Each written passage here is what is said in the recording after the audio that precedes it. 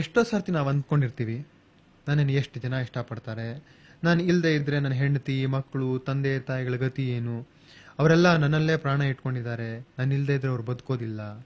ಹೀಗೆ ಈ ನಂಬಿಕೆಯಿಂದಾನೇ ನಮ್ಮ ಜೀವನದ ಹೋರಾಟ ನಡೀತಾ ಇರುತ್ತೆ. ಆದರೆ ಅದರ ಸತ್ಯನೇ ಬೇರೆ. ಒಂದು ಸಲ ಒಬ್ಬ ಗುರು ಮತ್ತೆ ಶಿಷ್ಯನ ನಡುವೆ ಒಂದು ವಾಗ್ವಾದ ನಡೀತು. ಗುರು ಶಿಷ್ಯನಿಗೆ ಜಗತ್ತು ಕೇವಲ ಒಂದು ತರದ ಭ್ರಮೆ, ದೇವರೊಬ್ಬರನ್ನ ಬಿಟ್ಟು ನಿನ್ನನ್ನು ನಿಜವಾಗಿ ಪ್ರೀತಿಸೋರು ಯಾರೂ ಇಲ್ಲಪ್ಪ ಅಂತ ಶಿಷ್ಯನಿಗೆ ಹೇಳಿದ. ಶಿಷ್ಯನ ವಾದ ಇದು. ನಿಮಗೆ ಗೊತ್ತಿಲ್ಲ ಬಿಡಿ, ನನ್ನ ಹೆಂಡತಿ ನಾನು ತುಂಬಾ ಪ್ರೀತಿಸ್ತಾಳೆ. ನಮ್ಮ ತಾಯಿಗೆ ನಾನಿಲ್ಲದೆ ಇದ್ರಂತೂ ಆಗದೇ ಇಲ್ಲ. ನನ್ನ ಮಕ್ಕಳು ಕೂಡ ನನ್ನ ಚೆನ್ನಾಗಿ ಗೌರವಿಸ್ತಾರೆ. ನನ್ನ ವ್ಯಾಪಾರದ ಪರಿಸ್ಥಿತಿ, ನನ್ನ ಹಣಕಾಸು ಎಲ್ಲ ತುಂಬಾ ಚೆನ್ನಾಗಿದೆ. ಹೀಗಿರುವಾಗ ಇದು ಕಲ್ಪನೆ ಹೇಗಾಗುತ್ತೆ ಸ್ವಾಮೀಜಿ? ನಿಮ್ಮ ಹೆಂಡತಿ ಪ್ರೀತಿ, ನಿಮ್ಮ ತಾಯಿ ಪ್ರೀತಿ, ನಿಮ್ಮ ಮಕ್ಕಳ ಗೌರವ ಇವೆಲ್ಲ ಭ್ರಮೆ. ಇದು ಭ್ರಮೆ ಹೇಗಾಗುತ್ತೆ ಸ್ವಾಮೀಜಿ? ಪ್ರತಿದಿನ ನಡೆಯೋದನ್ನ ಯಾರಾದ್ರೂ ಕಲ್ಪಿಸ್ಕೊಂಡು ಹೇಳಕ್ಕಾಗತ್ಯಾ?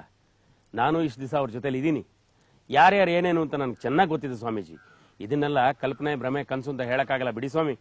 ಒಂದು ಪಕ್ಷ ನೀವು ಅನ್ಕೊಂಡಿರೋದನ್ನೆಲ್ಲ ಸುಳ್ಳು ಅಂತ ನನ್ನೇನಾದ್ರೂ ತೋರಿಸಿದ್ರೆ ಏನ್ ಮಾಡ್ತೀರಿ? ಹಾಗೇನಾದ್ರೂ ಆದ್ರೆ ನಾನು ಖಂಡಿತ ನಿಮ್ಮಿಂದ ಬಂದ್ಬಿಡ್ತೀನಿ ಸ್ವಾಮೀಜಿ. ಖಂಡಿತವಾಗಿ? ಖಂಡಿತ. ಚೆನ್ನಾಗಿ ಯೋಚನೆ ಮಾಡಿ ಸನ್ಯಾಸಿ ಆಗ್ಬೇಕಾಗತ್ತೆ. ಆಗ್ಲಿ ಬಿಡಿ ಸ್ವಾಮೀಜಿ.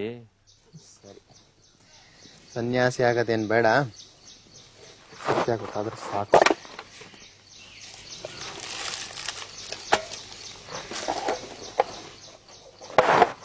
ನೋಡಿ, ಇದನ್ನ ತಗೊಳ್ಳಿ. ಇದನ್ನ ಮನೆಗೆ ಹೋದ್ಮೇಲೆ ತಗೊಂಡ್ರೆ ನೀವು ಸತ್ ಹಾಗೆ ಮಲ್ಕೊಂಡಿರ್ತೀರಿ, ಆದ್ರೆ ಸತ್ತಿರೋದಿಲ್ಲ. ನೀವು ಸತ್ತಿದಿರಿ ಅಂತ ಗೊತ್ತಾದ್ಮೇಲೆ ನಿಮ್ ಮನೆಯಲ್ಲಿ ಯಾರ್ಯಾರು ಯಾವ್ಯಾವ ರೀತಿ ನಡ್ಕೊಂತಾರೆ ಅನ್ನೋದು ನಿಮ್ಗೆ ಕೇಳಿಸುತ್ತೆ. ಸರಿಯಾದ ಸಮಯಕ್ಕೆ ನಾನು ಬರ್ತೀನಿ ಅಲ್ಲಿಗೆ.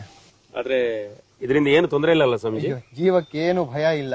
ಯಾಕೆಂದ್ರೆ ನನಗೆ ಇನ್ನು ಮುಂದೆ ಬೇಕಾಷ್ಟು ಜವಾಬ್ದಾರಿಗಳಿದೆ ಸ್ವಾಮೀಜಿ. ಪರವಾಗಿಲ್ಲ, ಏನು ಹೆದರ್ಕೋಬೇಡಿ.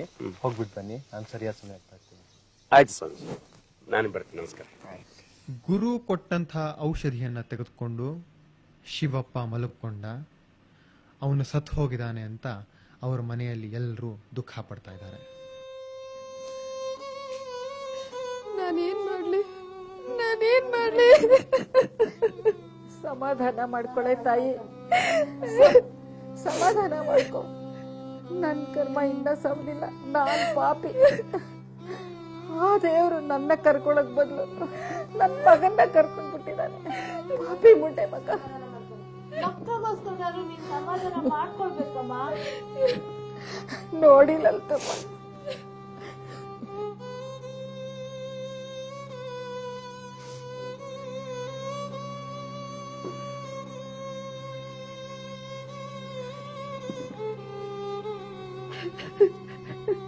ಸ್ವಾಮಿಗಳೇ ನೋಡಿ ಅನ್ಯಾಯನ.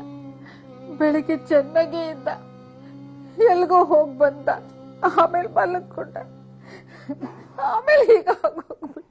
ಶಿವಣ್ಣ ಇನ್ನು ಸತ್ತಿಲ್ಲ, ಬದುಕಿದ್ದಾರೆ. ಹಾಗಾದ್ರೆ ನನ್ ಗಂಡನ ಹೇಗಾದ್ರೂ ಉಳಿಸಿರಿ. ಆದ್ರೆ ಇವ್ರನ್ನ ಉಳಿಸೋದ್ರಲ್ಲಿ ಒಂದು ಕಷ್ಟ ಇದೆ. ಏನದು ಗುರುಗಳೇ?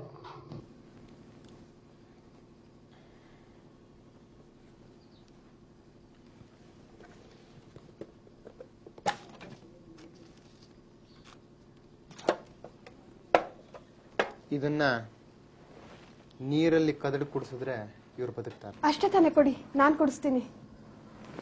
ಅಲ್ಲೊಂಚೂರು ನೀರ್ ಕೊಡಿ.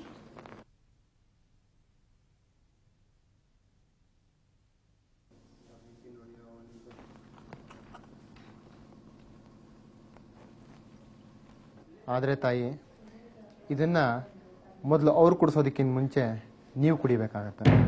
ಅಷ್ಟೇ ತಾನೇ, ನಾನ್ ಕುಡಿತೀನಿ. ಆದ್ರೆ ಸ್ವಲ್ಪ ಕಷ್ಟ ಇದೆ. ಇದನ್ನ ಮೊದಲು ನೀವು ಕುಡಿದ್ರೆ ನೀವು ಸಾಯ್ತೀರಿ, ಆಗ ಮಾತ್ರ ಅವ್ರು ಬದುಕ್ತಾರೆ. ಒಂದು ಜೀವ ತಗೊಂಡ್ಮೇಲೆನೆ ಇನ್ನೊಂದು ಜೀವ ಕೊಡೋದು ಈ ಔಷಧಿಯ ಸತ್ವ. ಈಗ ಹೇಳಿ, ಕುಡಿತೀರಾ?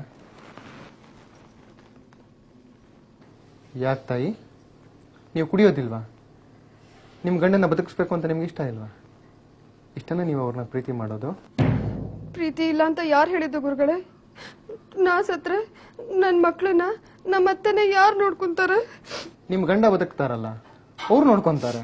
ಅವ್ರ ತಾಯಿ, ನಿಮ್ಮ ಮಕ್ಕಳು ಇಬ್ಬರನ್ನೂ. ಅವ್ರು ಬದುಕಿದ್ರೆ ಅವ್ರ ತಾಯಿನ ನೋಡ್ಕೊಂತಾರೆ. ನನ್ನ ಮಕ್ಳ ಗತಿ, ನಾ ಸತ್ ಮೇಲೆ ಇನ್ನೊಂದು ಮದುವೆ ಮಾಡ್ಕೋತಾರೆ. ಆಗ ಬರೋಳು ನನ್ನ ಮಕ್ಳನ್ನ ಚೆನ್ನಾಗಿ ನೋಡ್ಕೋತಾಳ?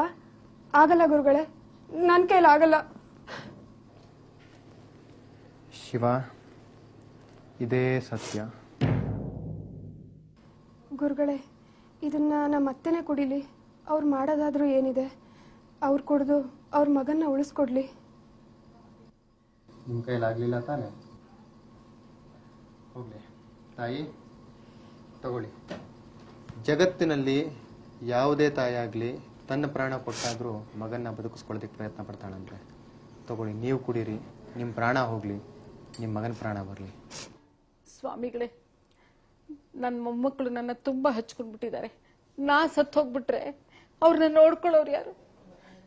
ಲೇಮ ತಾಯಿ, ನೀನೇ ಅದನ್ನ ನನ್ನ ತಗೊಂಡು ಕಷ್ಟನೂ ಅರ್ಥ ಮಾಡ್ಕೊಳ್ಳಿಯತ್ತೆ. ನಾನು ಸಾಯಕ್ಕಾಗಲ್ಲ.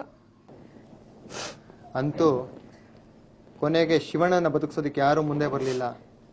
ಔಷಧಿ ಸತ್ವ ಹೊರಟೋಯ್ತು, ಶಿವಣ್ಣನೂ ಹೊರಟು ಹೋದ.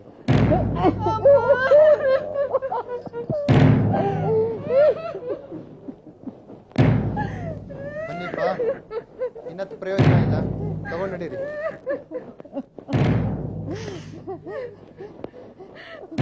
ಅಯ್ಯೋ ಅಯ್ಯೋ, ಮಂಚ ಇಳಿಸೋ ಕೇಳಿದೆ ಶ್ರೀಧರ. ಯಾಕೆ ತಾಯಿ, ಏನಾಯ್ತು? ನನ್ನ ಮಗನೂ ಹೊರಟದ. ನನ್ ಗಂಟೆ ನೆನಪಾಗದು ಒಂದೇ ಇರೋದು. ತಾಯಿ, ಮಗಾನೇ ಹೋದ್ಮೇಲೆ ಇನ್ ಮಂಚಕ್ಕೆ ಯಾಕೆ ಒದ್ದಾಡ್ತೀರಿ? ತಗೊಂಡ್ ಬನ್ರಪ್ಪ, ಬನ್ನಿ.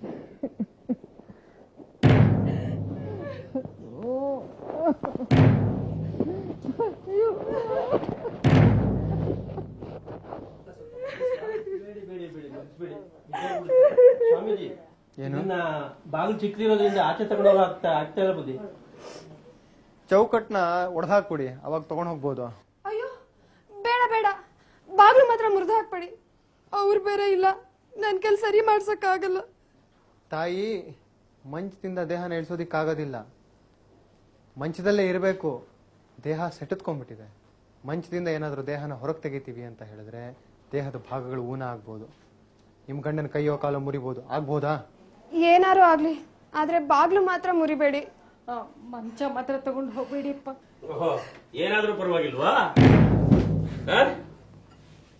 ಏನಮ್ಮ, ನನಗಿಂತ ನಿನಗೆ ಮಂಚನೇ ಹೆಚ್ಚಾಯ್ತಾ? ಏನೇ, ನನಗಿಂತ ನಿನಗೆ ಈ ಬಾಗಿಲುಗಳು, ಈ ಮನೆ ಇದೇ ಹೆಚ್ಚ ನಿನಗೆ? ತಾವು ಹೇಳಿದ ಮಾತು ಸತ್ಯ ಸ್ವಾಮೀಜಿ. ಎಲ್ಲರೂ ತಮ್ಮ ಸ್ವಾರ್ಥಕ್ಕೋಸ್ಕರವಾಗಿ ಇನ್ನೊಬ್ಬರನ್ನು ಪ್ರೀತಿ ಮಾಡ್ತಾರೆ.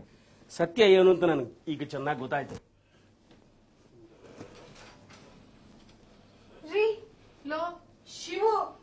ಶ್ರೀರಾಮಕೃಷ್ಣರು ಹೇಳ್ತಾರೆ, ಜಗತ್ತಿನ ಜನ ಎಲ್ಲಿಯವರೆಗೆ ತಮ್ಮ ಸ್ವಾರ್ಥವನ್ನ ಈಡೇರಿಸಿಕೊಳ್ಳೋದಿಕ್ಕೆ ಅಡ್ಡಿ ಆಗೋದಿಲ್ವೋ ಅಲ್ಲಿವರೆಗೂ ಸ್ನೇಹಿತರ ತರಾನೇ ಇರ್ತಾರೆ ಅಂತ. ಸಾಧಕ ಅಂತ ಅನ್ನಿಸ್ಕೊಂಡವನು ತನ್ನ ಜೀವನದ ಘಟನೆಗಳನ್ನು ಸರಿಯಾಗಿ ವಿಶ್ಲೇಷಣೆ ಮಾಡಿ, ದೇವರು ಮಾತ್ರ ನನ್ನ ಸ್ವಂತವನು, ನಿಜವಾಗಿ ನನ್ನನ್ನು ಪ್ರೀತಿಸೋನು ಅಂದ್ರೆ ಅವನು ಒಬ್ಬನೇ ಅಂತ ಅರ್ಥ ಮಾಡ್ಕೊಳ್ತಾನೆ.